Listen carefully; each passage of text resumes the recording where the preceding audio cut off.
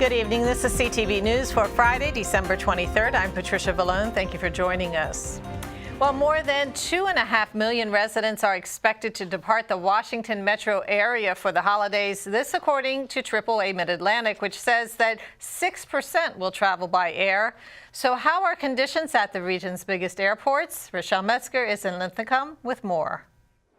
BWI Marshall Airport remains the busiest airport in the region, according to a recent survey, and today is no exception due to the holiday. You can see the security checkpoint at concourses A, B, and C is running smoothly right now. We caught up with some travelers to see if they're prepared for what's expected to be one of the busiest travel days of the year.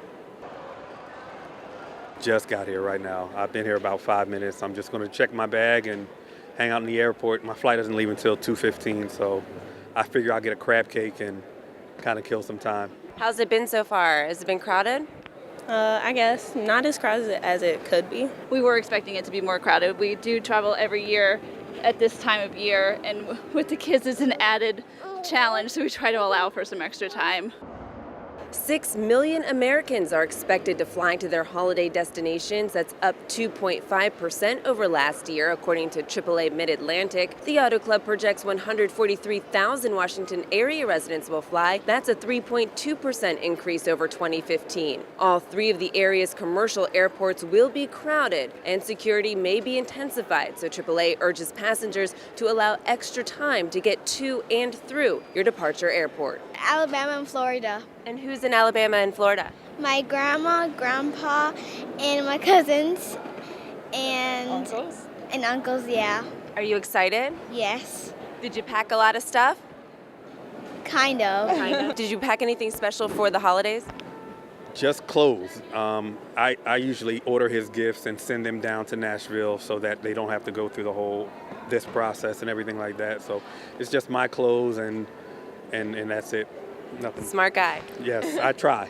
Some travel tips and reminders from TSA. Make sure you have your ID and boarding pass handy to make it easier to move through those check-in and security lines. If you're bringing food with you, remember the same rules apply to liquids and gels. And gifts are allowed, but TSA recommends you wrap them once you get to your destination.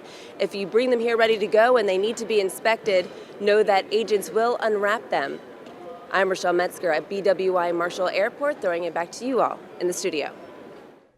And if you're heading to the airport to pick someone up, officials say the hourly garage or the upper level roadway are good places to meet incoming passengers and avoid possible traffic congestion at arrivals. Well, if you're driving home for the holidays, expect plenty of company on the road. Our Gina Barty is standing by with more. Well, if you're planning to hit the roadways this holiday weekend, I hope you've packed a lot of patience because AAA Mid-Atlantic says today, Friday, will be the heaviest travel day of the season this holiday weekend. With Christmas just 2 days away, AAA says the heaviest traffic will start around rush hour, which is now, and last until tomorrow. They're expecting over 2 million Marylanders to hit the highways this weekend. So you're hitting the highways this holiday weekend. How far are you traveling? I'm going all the way to New York. Wow. Do you know that they're expecting over 2 million people to hit the highways this weekend? Yes, I do. Are you prepared? I'm prepared for that. What do you have in your car to keep you occupied? I got food, I have blankets, I got about anything a person can have to go to New York City. I'm going down to Spartanburg, South Carolina. Oh, South Carolina. So are you prepared for the congestion? They're looking to have over 2 million people on the highway. I hadn't even thought about it, to be honest. But yeah, I mean, we're going to try and leave early and try and miss a lot of that. So. Okay, please tell me you mean early, like you're hitting the highways in a little bit? No, I was talking early tomorrow morning. I'm talking like 2 or 3 o'clock. So hopefully folks will be asleep then. Well, I am bearing some good news, though. The Maryland State Highway Administration said there will be no construction taking place this weekend, meaning no lane closures. Reporting from Landover, Gina Barty, CTV News. And thank you for that report, Gina. Well, Governor Larry Hogan's proposal to increase funding for Maryland's private school voucher program has drawn the ire of a Prince George's official. Hogan's plan would grow the funding by $10 million, but County Executive Ashearn Baker says the move sends a wrong message about the state's commitment to public education. Baker accuses the governor of diverting public money to those who need it most. The executive's position on the proposal is that we would like to see more money directed to our public schools. Maryland has had a reputation of having incredible public schools, and making that investment in our public schools would make each and every child have a better shot at a great education. In our case, we'd like to get more funding for school construction. Prince George's County has some of the oldest school building facilities in the state of Maryland. And so this is about trying to make sure all of our public schools have 21st century tools for teachers and students so that they're able to take on the challenges of the 21st century. And Hogan's plan would have to be approved by the legislature. Well, a hotel in Camp Springs is being sued for racial discrimination. 2 African-American guests claimed the Quality Inn refused to serve them breakfast until they showed their meal tickets, while not requesting white or Asian guests to produce theirs. They say a hotel employee told them they had been instructed to only ask African-Americans for proof.